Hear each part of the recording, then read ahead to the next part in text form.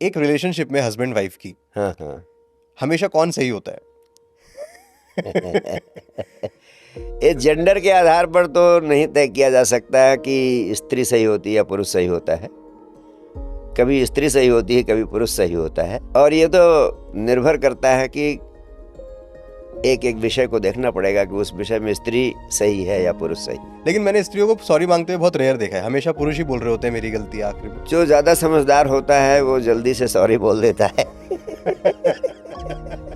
So basically वो ये सोचते हैं कि काहे इतना झंझट सिर पे ढोना, एक सॉरी कह देने से, बहुत सारा जवाब देने से मुक्त हो जाएंगे, इसलिए जल्दी से सॉरी बोल देते हैं। हाँ, क्योंकि जो हस्बैंड्स होते हैं उनके यहाँ पे सॉरी रखा रहता है। अच्छा चलो मेरी गलती है, सॉरी।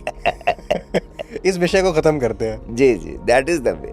जी, एक और चीज बताइए मुझे कि आपके हिसाब से एक हेल्दी रिलेशनशिप क्या है? एक सुखी रिलेशनशिप किसे कहेंगे? अच्छी रिलेशनशिप का तो मैं इतना ही अर्थ समझता हूँ कि हम संबंधों में जिससे हमारी रिलेशनशिप है उसके प्रति ज़्यादा जागरूक हों, ज़्यादा होशपूर्ण रहें, वो उसके हैप्पीनेस का, उसकी खुशी का ज़्यादा ध्यान रखें। जिन चीज़ों से हमारा जीवन साथी अधिक खुश होता है उन पर हम ज़्यादा फोकस करें। जी, जिन चीज़ों से हमारे जीवन साथी को तकलीफ होती है हम हमेशा ध्यान रखें कि वैसे कृत्य, वैसे काम अवॉइड करें, जी, उनसे बचें। और वही रिलेशनशिप अच्छी होती है जहां हम अपने जीवन साथी को अधिक से अधिक खुश करने की चेष्टा में लगे रहते हैं। तो खुश करने का एक तरीका ये भी होता है कि उनके लिए गिफ्ट्स लेके जाओ। हाँ। तो आपके हिसाब से गिफ्ट देते रहने चाहिए थोड़े थोड़े टाइम पे, कुछ ना कुछ ऐसे एक स्पार्क रहता है रिलेशनशिप में। नो डाउट, गिफ्ट लेकर जाना अगर हम एक रिचुअल बना लेते हैं, एक कर्म कांड बना लेते हैं कि गिफ्ट लेकर जाएंगे तब वो खुश होगी, और हम भीतर से जले भुने रहते हैं लेकिन फिर भी कि वो खुश होगी इसलिए कोई ना कोई गिफ्ट लेकर जाते हैं, गिफ्ट देते हैं, मेरे ख्याल से ये टेम्परेरी समाधान जरूर हो सकता है। जी, इसे करना चाहिए क्योंकि टेम्परेरी भी बेटर है देन नथिंग। लेकिन वास्तव में हेल्दी रिलेशनशिप का आधार होता है प्राणों का गहरा प्रेम, प्राणों का सच्चा प्रेम। जब तक ये प्रेम नहीं होता है तब तक हम कितना भी artificial remedies, artificial measures adopt करें, हम एक दूसरे को खुश नहीं कर पाते। जी, हमें भीतर से अपने जीवन साथी के प्रति सच्चा प्रेम, गहन प्रेम पैदा करने की दिशा में जागरूक होना चाहिए। बिल्कुल। लेकिन कई बार गुरुजी ऐसा भी देखा गया है कि रिश्ते जो है ना बहुत जल्दी छोटी सी बात पर खत्म हो जाते हैं। चीज़ों को खत्म करना सबसे आसान होता है, उनको चलाना सबसे मुश्किल होता है।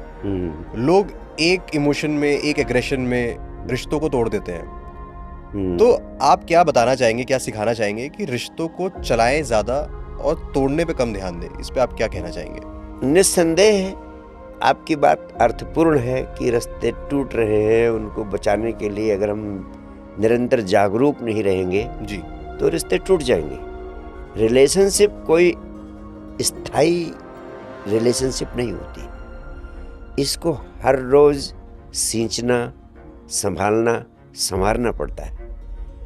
और अगर आप हर रोज इसके प्रति सतर्क नहीं रहेंगे, जागरूक नहीं रहेंगे, होशपूर्ण नहीं रहेंगे तो रिश्ते बहुत सरलता से टूट जाते हैं।